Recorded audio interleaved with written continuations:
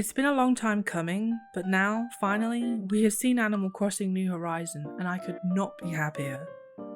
Given the now 2020 release date, this perhaps might be bittersweet for some, but for me, I originally predicted a holiday release, so it's really not so bad.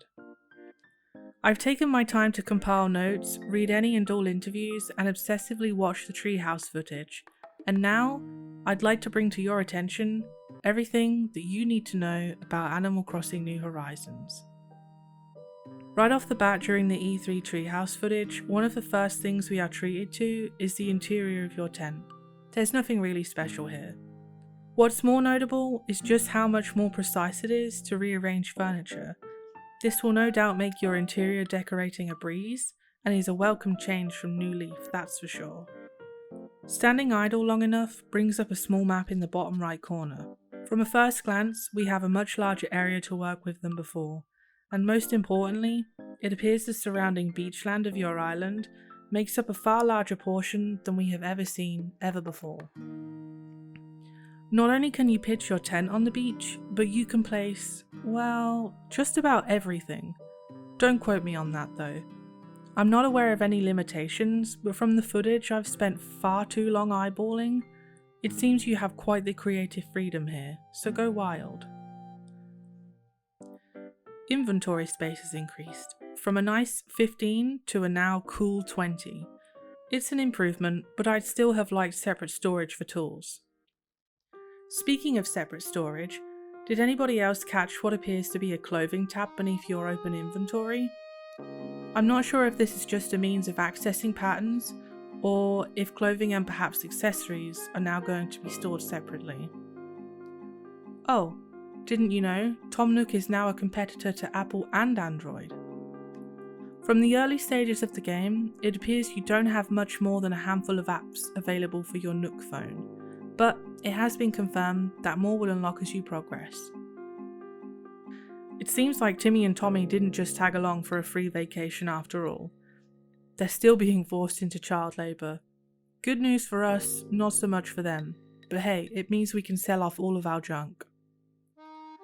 There's a new achievement system in the form of Nook Miles. So far it appears you can earn Nook Miles for various different things, whether through making sales or pulling all those dreaded weeds. We're not too sure what they will be used for just yet. Oh hey, we can craft now. I guess we're putting the alpacas out of business then. Perhaps somebody should have told Cyrus that all that sleeping on the job was only going to end badly. As expected, you're going to need materials in order to craft just about anything, even early game. But the good news is there's an abundance of materials found throughout your island. For example, hit rock, get many rocks. Tiered crafting is a thing. In example, your campfire can be built into a bonfire. Speaking of crafting, it appears we are in charge of creating our own tools. I like this, but I am left wondering how many upgrade stages there will be. I can't imagine a flimsy axe is going to serve us well for long. Will tools still be available via accomplishments of certain goals? I'm not so sure. Touching on tools again, they can and will break. Have Animal Crossing gone Breath of the Wild on us? It's probably best to have a backup. Your residents can teach you new recipes. Not much information on how to go about this just yet, though I imagine it has something to do with building up your friendships. Oh, they also added a Southern Hemisphere. Whilst this doesn't affect me, I'm sure there are many of you all too pleased for this change. Taking an axe to a tree in previous installments would eventually lead to it being chopped down, but that doesn't seem to be the case here. I'm not entirely sure if this is related to the quality of your tools, or if with better upgrades it'll be possible to destroy them, but given that we do see a tree stump or two throughout the E3 trailer, it's looking like this is the case. Oh, and you can also dig up trees with a shovel now. Hopefully this allows for you to place them elsewhere. Couch co-op is a thing. Hooray! One player will take on the role of party leader, though this can be passed back and forth. It appears we share changes, but not inventory space. Up to 8 people can live on a single island, and up to 4 of those players can play at once by sharing controllers. It appears we might be getting updated catch lines for bugs and fish. The butterflies flying about the island appear to be a little different visually, and similarly, the dialogue that appears has been changed from previous games. We have hotkeys for our emotions now. Currently it appears you can assign 8 to an easy to access wheel, but you can also see in the bottom right corner that there is a button named All Emotions. This is a big step up from those who remember that in New Leaf you were never able to collect them all. Something that appeals to me very much is the addition of fishing bait, but I'm curious as to how this will impact fishing. Will it be necessary in order to fish at all, or will it simply increase your chances? I have a lot of questions. The addition of a vaulting pole will make it a breeze to get around, at least until you can build a bridge for your island. Whilst they were never shown, it does appear that there are some kind of docks down on the beach. Whether or not this is just your means of getting to the island, we already know the player likely arrives by air rather than sea. But that doesn't exactly rule out the option of a seaplane now, does it?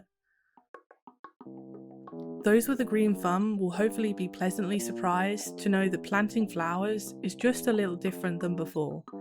Rather than just plonking them down where you see fit, it seems that they now grow through stages. This is probably the most important thing for me to mention. It was confirmed recently in an interview that Isabelle will be making a return, but it's also up to us to make that happen. Personally, I'm pleased as punch to know that I can finally create my own path throughout my island. These quality of life changes are everything and more I ever dreamed of. From the get-go, you'll have 2 villagers. Should we be calling them islanders now? Whilst there won't be any new personality types, you can bet your bottom dollar that you're about to be 100% less infuriated with your newcomers. Good news, your villagers will now ask permission on whether it's okay to build a home on your island. And if you're not happy with the location they've chosen, then you get to decide for them. If you like the idea of living in your tent forever, you can go right ahead and do that. I, on the other hand, have become all too accustomed to being in crippling debt with Tom Nook. There will be wider customization options from the get-go of the game, so no need to spend time unlocking Shampoodle anymore. It's also been confirmed that you can change these at any time, as and when you see fit. Every option available is gender neutral too, for added bonus. Speaking of customization, it seems like we're finally getting backpacks. It also looks like clothing will have a few extra additions, most notably the inclusion of longer sleeves, which play into the idea of seasonal appropriate attire. Now, sadly, I'm going to finish on a rather sad note. It turns out Mr. Rossetti has lost his job, and all because of the Switch's autosave system. Everything looks beautifully vibrant.